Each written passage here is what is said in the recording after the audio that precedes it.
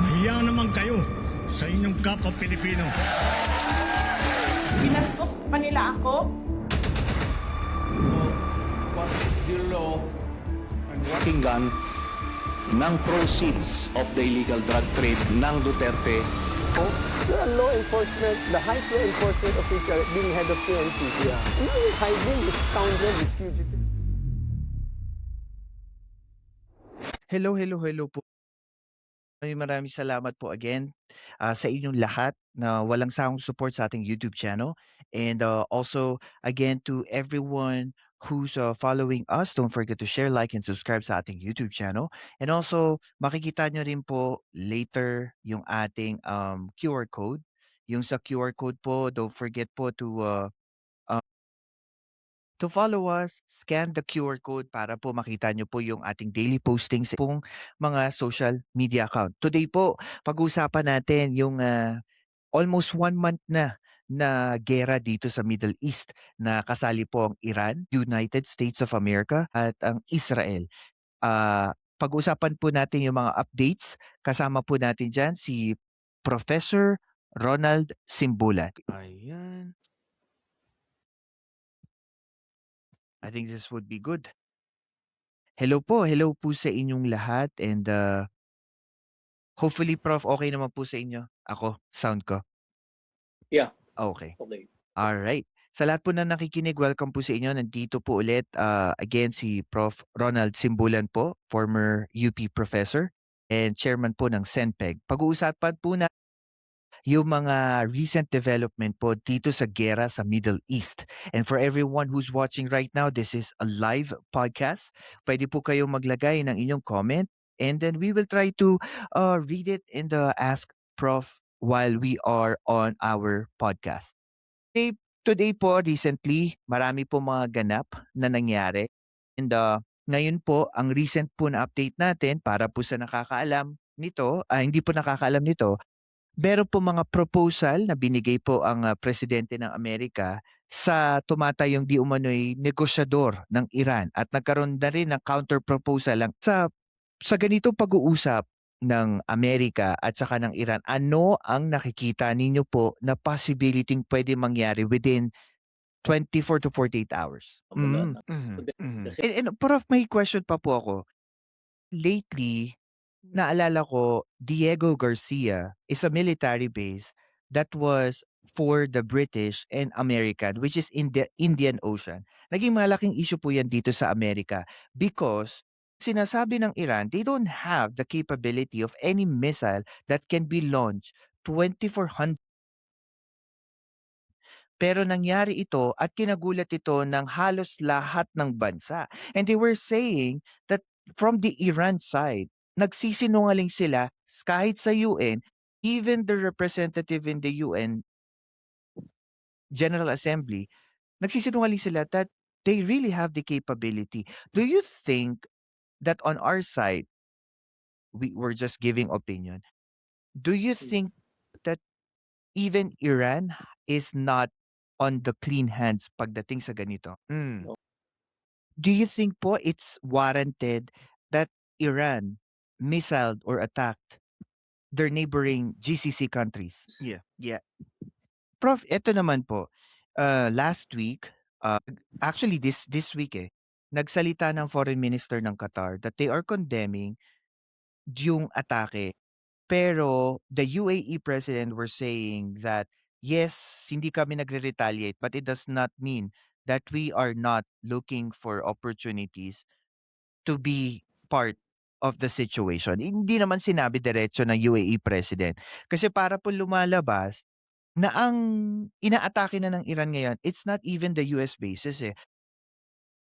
Recorded naman ito last week, ang inatake ng Iran sa Kuwait at saka sa Bahrain is yung mga desalination plant at saka yung gas pumping system or area po nila. And then sa Qatar, yung isa sa pinakamalaking oil production. Tas ang parang paliwanag ng Iran, it's because parang sinabihan na raw sila before, tapos may mga matatamaan daw ng mga maaring installation ng mga US military malapit doon. Pero the question was, and I think I wanted to know sa inyo po, if nasabi na ng Iran at na-missile na nila yung mga base militar dito sa GCC countries, kailangan pa ba hanggang ngayon, imi-missile attack pa rin nila 'tong mga GCC countries knowing that they already said or proved their point. Even Turkey has already been apparently napasama pa dito. Kasi po yung, isang eroplano na apparently, tinamaan ng missile, parang bumagsak po sa Turkish soil. Mhm. And ito pa po na isa din po na napag-uusapan na rin, itong Strait of Hormuz. Ang dami po kasing affected, especially the Asian countries kasi dito nanggagaling talaga yung, oil natin, eh. And unfortunately, marami na pong naging mga recent development. Even NATO is already saying that some of the countries from Europe is about to join to secure the Strait of Hormuz. Sa inyo pong palagay, bakit napakaimportante second po ba that Asian countries will join to secure the Strait of Hormuz? Which happened kasi Israel. confirmed. Kaya Prof, ano, 'no, kita mo, I noticed kasi sa politics po kasi dito sa States talagang ano po talaga ako, interested, ika nga. I voted for President Trump. I'm a Trump supporter. Pero ito lang pong giyera is, something that I didn't like. Kasi ang laki po ng effect sa amin, Gas was up, way up. Tapos siyempre tusen. And I also noticed, kasi supporter din ako ni Trump nung election, yung CPAC dito, ano siya, parang, um, nagfa-fund doon sa Republican at saka kay Trump. Talaga mostly is Jewish talaga. Jewish, yeah. Oh, talagang Yeah. Prof, meron pa akong ano, 'no, question dito. Po si President Trump ng 15 points of framework para po sa isang deal na gusto niyang, ipunto sa Iran. Hindi naman po ito official pa kasi wala pa po, pero based sa reports na nakuha po isa po dito na gusto ko po malaman ang inyong opinion. Ang sabi niya dito is to end Iranian proxy support sa tatlong terrorist group, namely Hezbollah, Hamas at Houthis. Tingin niyo po ba this would really Iran would abide by this rule? If and if. At saka Prof, ano din kasi 'di ba, may connection din kasi sa religion, eh. Kaya makikita natin yung posisyon ng mga GCC countries pagdating sa Iran at saka yung posisyon din kasi nila pagdating sa Israel. May iba na nasa isang side, yung isa naman nasa isang side kasi iba-iba sila ng ano, 'no, paniniwala sa religion, plus hindi sila gano'n ka-closely tie sa Iran. Hindi na sila nagkakasundo. I remember that. Yeah. Pero Israel wala sa mapa. Yeah, and, also kasi hindi naman po ito kaila. If you're gonna watch Middle Eastern, televisions, mga network, they're also talking about the rise of, uh, anti, Islamic, government ng Iran. Which is, dito naman po sa Amerika, the narrative was the exiled prince, Reza Pahlavi, na naandito po sa Amerika na nagsasabi na he was, parang he's accepting to be the reform leader for them to change from an Islamic, country to a democratic type of country na may eleksyon. Hindi po ba, even if marami tayong nakikitang pagkakamali ng Amerika at Israel, nakikita rin natin yung side ng Iran na, atake sila doon, may depensa. Tingin niyo po ba sa loob ng Iran, and I don't have much information about this, there is also revolution against the government. Yeah, of course. IRGC Pating- Pahlavi. Yun yung parang isa din na napag-uusapan dito sa American media. Deliberately tinatanong siya kung talagang gusto niyang mag-hold ng position sa politics. And lagi naman yung sinasabi talaga that he's not eyeing to a position on anything. Just a transitional part lang para at least meron daw parang, magli-lead. Pero ang gusto daw niya is magkaroon ng eleksyon. At kung sino may elect, yun yung gusto niya na ma ma maging next government. Alam niyo, minsan naiisip ko, Prof, yung parang nangyaring people powers, 'di ba ganyan din yung parang intention na to actually change a government to a certain entity para mamuno sa bansa. Ang nakakatakot lang po dito, what if ma-exploit yung tao ulit? In a different form of government, ma-exploit sila into a way na ang nagbe-benefit na naman yung mga nakaupo. Tulad po nung sinabi niyo, yung monarchy. Mhm. It Yeah, is, and almost a why? dec 'di ba, I remember this history, documentary history ni, ni Saddam Hussein. Apparently ay ginamit din ng Amerika before under, ah, not Truman, shoot, I forgot his name. Earlier, yeah. Ginamit si Saddam Hussein to be a defector and also an anti-Iran doon sa war Yeah. to Iran. And then after a while na parang hindi na nila kinailangan, then they come up with a plot paalisin siya sa kanyang puesto. At ang masakit nun, even former Secretary of Defense, Donald Rumsfeld, nagsabi na they have not found any nuclear program Yeah. or missiles. That was a Yun nga din, alam mo, Prof, yun Yeah. din yung iniisip ko kasi there was this information that I've checked sa New York Post po. Yeah.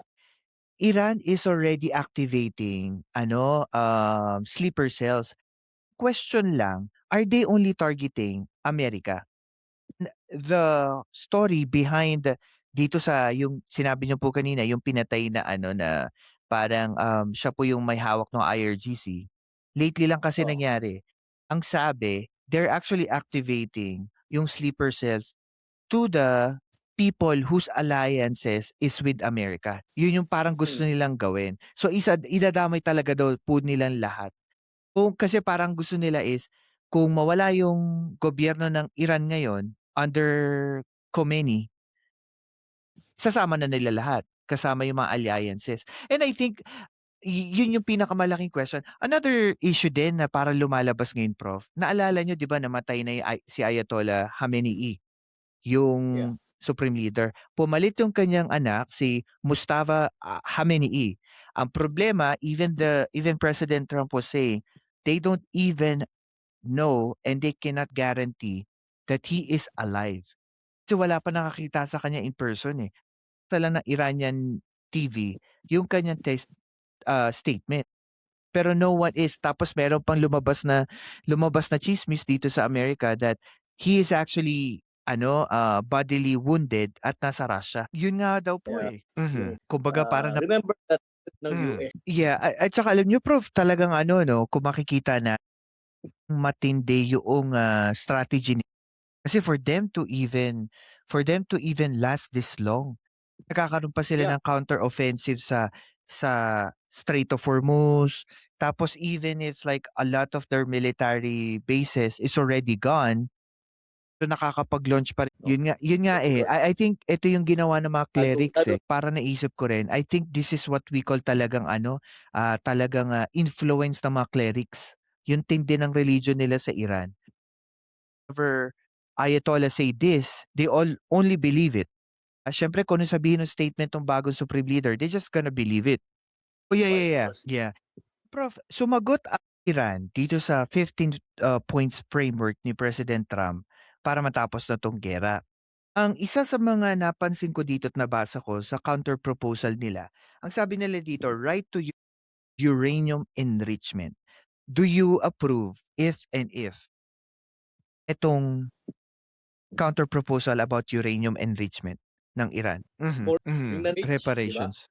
Prof, isa din sa mga yung dito sa proposal kasi itong tinanong ko sa inyo about the uranium enrichment. Naalala ko sinabi niyo kanina about dito sa International Atomic Atomic Energy Agency. na nagche-check. Ako, gusto ko po malaman sa inyo, do you 100% believe yung mga sinasabi nilang report about sa nilalabas nila, about sa report nila sa Iran about their nuclear program? Musad. Marami pursue yung Yes. Also, I remember sa mga nakikinig po ng geopolitics last year, tinira talaga ng Amerika that time, yung talagang di umano, yung mga nuclear bases nila.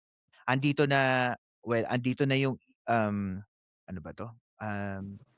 Eto, andito na yung mga location sa Natanz, Fordo, Isfahan, 3 sa pinakamalaki nilang location. And I think, uh, based on what the people were saying on the ground, na-devastate nila. Ang problema lang po, ang lumabas pala na bakit hindi totally na-dismantle yung parang ang sabi nila is, um, na na na na-relieve pa rin nila yung plutonium at saka uranium na kailangan nila, and then they transfer it, and then they place another bunker that is more deeper at mas hindi daw mape-penetrate ng mga bunker buster bomb. And I think, Yung terrain, opo, yung advantage sa kanila. natural. Sa natural, Parang Iranian kasi 58,000. pero grabe 'no, parang hindi hindi mo akalain na gano'n kabilis tataas yung tensyon sa gitnang silangan na halos lahat maapektuhan after yung first day ng giyera. Nakita natin yung oil, naapektuhan tayo. Every country na gumagamit ng oil talaga apektado.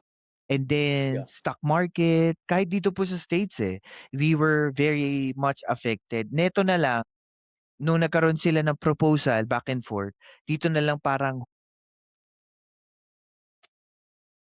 Republican. Yeah, and alam niyo Prof, ako personally, ano po ako Trump supporter ako. Hindi ko gusto itong war na ito kasi tumatagal at ang dami na apektuhan.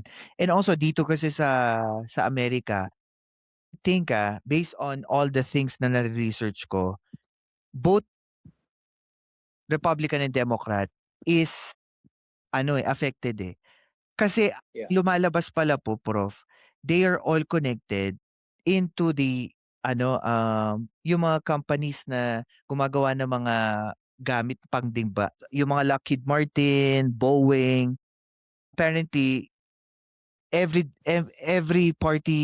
partisan people sa Congress connected. Kaya parang sila din nagpo-push na okay, basta pagdating sa Iran okay tayo, pero pagdating sa ibang issue talo-talo.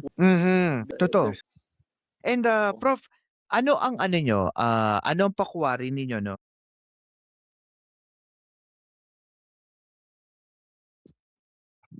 Yeah, ang dami kasing, kahit ako nagke-question din ako sa motibo niya kasi parang lumalabas ang giyera dito sa Iran is mostly provocated ng Israel. Even if he always say na, "Oh wala, hindi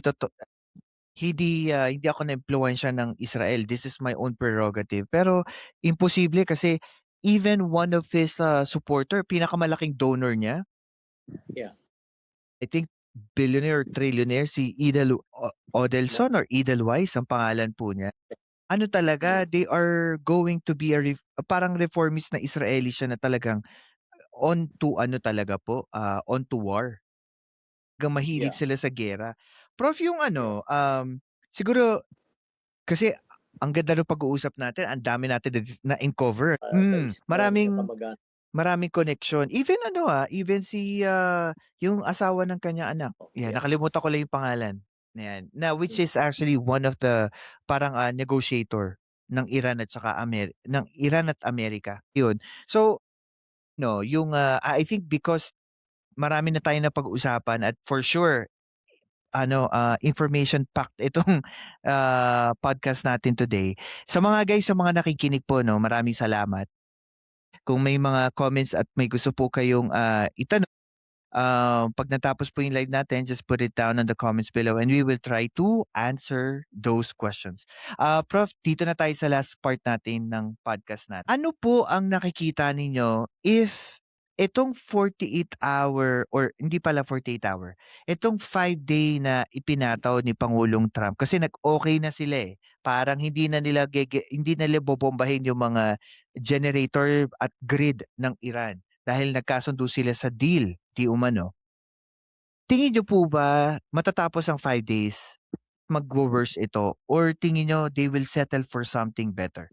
Actually, it will be handa Actually, Prof, recently, I think 24 hours ago, na meron ng balita that the US Joint Chief of Staff, si General Racing Kane, are starting to put the historic group ng 802 Airborne Brigade ng Amerika na historic kasi talaga magaling sila sa recon at saka sa defense. Kahit maliit na grupo sila, that they will be putting this group of people, this army regiment, dito sa, I think, sa mga maliliit na isla na malapit sa Strait of Hormuz to start securing yung Strait of Hormuz.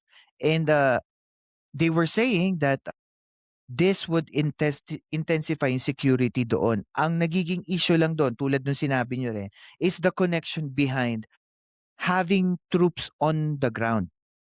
Kasi Yeah. pag nagsimula yan, di ba naman hindi maatake yung mga yan, di ba? Usually Yeah, pag yeah. Amerika, makanti mo lang ng paa o kaya daliri ng Tsaka yun nga eh. Ito Pero mangyayari. Prof, I think this is a matter, I think itong gera na to, this is a big issue about time. Tulad ng sinabi niyo kanina, maybe President Trump is buying time to put people on Yeah. the ground. Pero ang kinakatakot ko po dito ganito, what if magkaroon ng suicide mission to na if they know na parang mawawala na sila sa mundo, for instance, ang gagawin nilang hostage, yung mga tao na sumusunod sa kanila, yung mga sympathizers nila at doon nila imamassacre. 'Di ba parang, "O sige mamamatay na kami or mawawala na kami, isama na natin." Parang gano'n. Yun yung kinakatakot ko. Pero yun, yan, Yun nga eh. Kasi actually yung nga pong narinig ko doon sa recent interview ni Prime Minister Bibi Netanyahu, sabi niya, parang mas tumitindi yung galit niya kasi nga gumagamit na ng cluster bombs, cluster missiles, itong Yeah. Iran, na kapagka tinamaan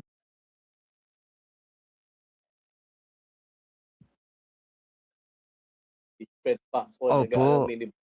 Pero Spread. apparently, itong mga mini bombs hindi naman talaga nakaka-destroy ng mga building. Parang it's like a propaganda sa mga tao na parang mas natatakot sila, gano'n-gano'n. So parang yun yung nagiging issue. Pero dahil ang haba ng ating kwentuhan at sobrang informative itong program natin, maraming salamat po sa walang sawang support. And I think dito sa pinag-usapan natin, Prof, maraming salamat. Alam kong kanina pa tayo nagkikwentuhan. Pero Yes, thank you po. salamat. Opo, Prof, sa bandang huli ng ating program, gusto ko lang po sabihin na sa bandang huli na ating pinag-uusapan, nakita natin kung gaano katindi itong epekto ng giyera sa Iran. Makikita natin, importante ba ang missiles or diplomasya? Kundi naman, kailangan ba tayo magtiwala sa kapangyarihan o kinabukasan ng seguridad ng mundo? Kaya ang pinakatanong ko po sa ating mga listeners today, simula na ba ito ng kapayapaan o katahimikan bago ang isang bagyong paparating? Yun, sana peace nga talaga. Tama po si Prof. Antabayanan po natin yung mga update dito sa Iran War at pag-uusapan po natin yung mga recent development. So tune in po and Prof, at sa lahat, maraming salamat po.